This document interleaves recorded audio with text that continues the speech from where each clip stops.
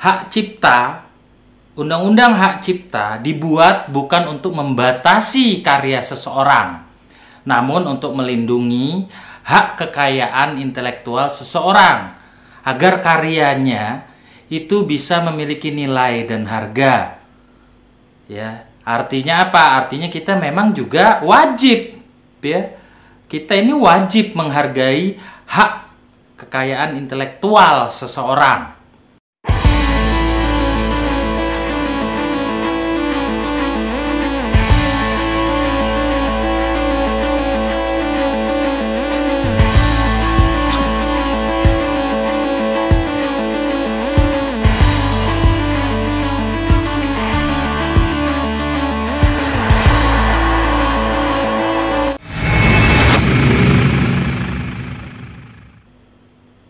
Assalamualaikum warahmatullahi wabarakatuh, sahabat-sahabat subscriber Muhammad Arilau.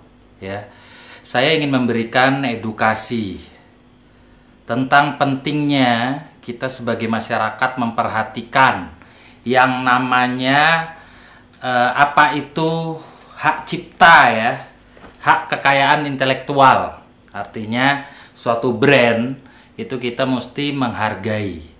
Bukan berarti undang-undang hak cipta dibuat bukan untuk membatasi karya seseorang, namun untuk melindungi hak kekayaan intelektual seseorang agar karyanya itu bisa memiliki nilai dan harga. Ya, artinya apa? Artinya kita memang juga wajib, ya. Kita ini wajib menghargai hak kekayaan intelektual seseorang yang perlu teman-teman perhatikan, ya. Lantas diatur di pasal berapa dan seperti apa bunyinya yang dinamakan hak cipta itu. Mengenai merek sendiri, ya, merek, ya, atau brand. Sesuatu brand atau merek itu diatur, ya, di dalam pasal 100 sampai 102 Undang-Undang Nomor 20 Tahun 2016. Dan hati-hati, ya, sahabat-sahabat. Perkara merek sendiri bukan hanya masalah hubungan hak keperdataan seseorang. Tapi di Undang-Undang HAKI Nomor 20 Tahun 2016 itu ada ketentuan pidana yang mengatur. Artinya ada ancaman penjara di situ. Itu yang masyarakat harus paham dan harus berhati-hati. Pasal 100 Undang-Undang Nomor 20 Tahun 2016. Setiap orang yang dengan tanpa hak menggunakan merek yang sama pada keseluruhannya dengan merek terdaftar milik pihak lain untuk barang dan atau jasa, nih, perhatikan, ya, yang diproduksi atau diperdagangkan, dipidana dengan pidana penjara paling lama 5 tahun dan atau pidana denda paling banyak 2 miliar rupiah, ya. Itu di pasal 100 Undang-Undang Nomor 20 Tahun 2016. Lalu di ayat berikutnya, setiap orang yang dengan tanpa hak menggunakan merek yang mempunyai persamaan. Nah, ini enggak keseluruhan. Ini mirip aja, ya. Ini mirip aja pada pokoknya, ya. Mempunyai persamaan pada pokoknya dengan merek terdaftar milik pihak lain untuk barang dan atau jasa yang diproduksi, ya, dan atau diperdagangkan, diancam dengan pidana penjara paling lama 4 tahun dan atau denda paling banyak 2 miliar rupiah. Jadi kalau keseluruhannya mirip itu ancamannya 5 tahun. Ya, kalau keseluruhannya sama ancamannya 5 tahun. Kalau mirip aja itu ancamannya 4 tahun. Ini masyarakat harus hati-hati dan harus paham, juga harus menghargai tentang hak kekayaan intelektual seseorang, ya.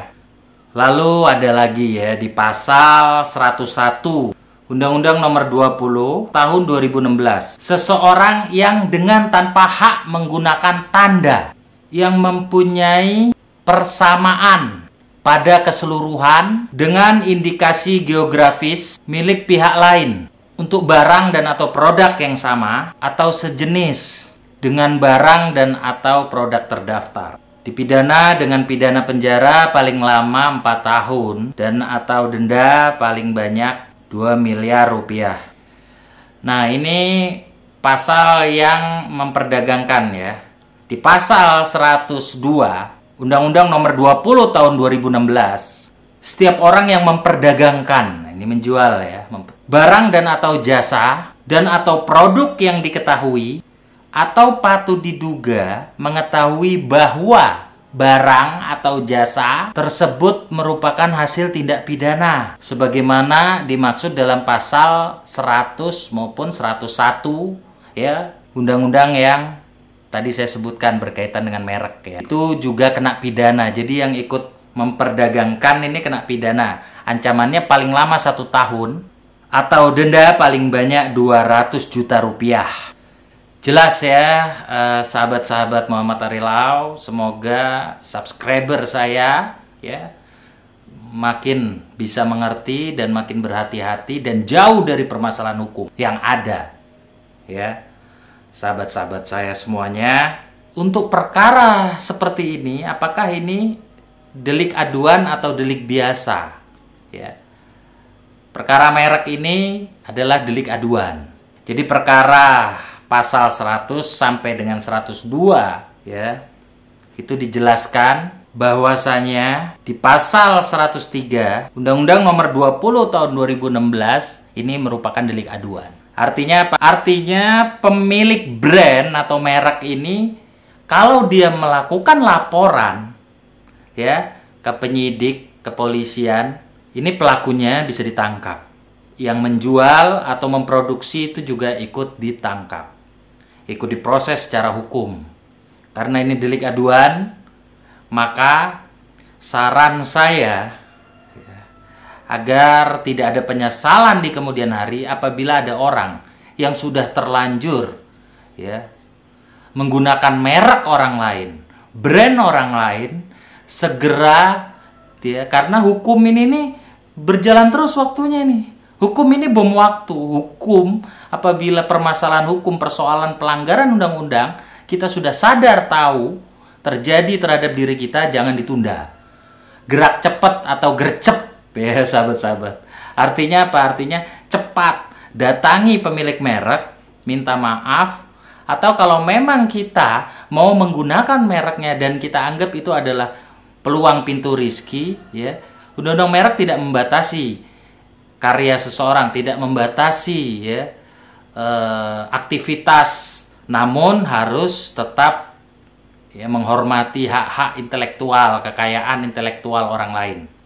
Datangi,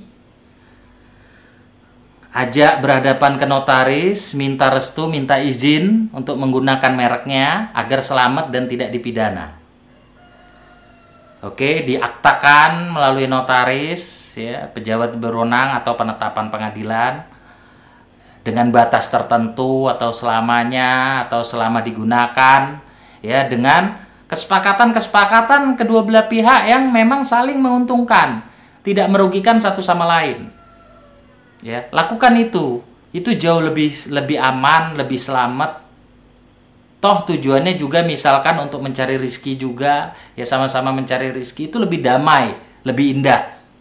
Ya, dibanding kita sudah mengetahui ada pelanggaran, kita diam. Atau kita tidak melakukan hal-hal yang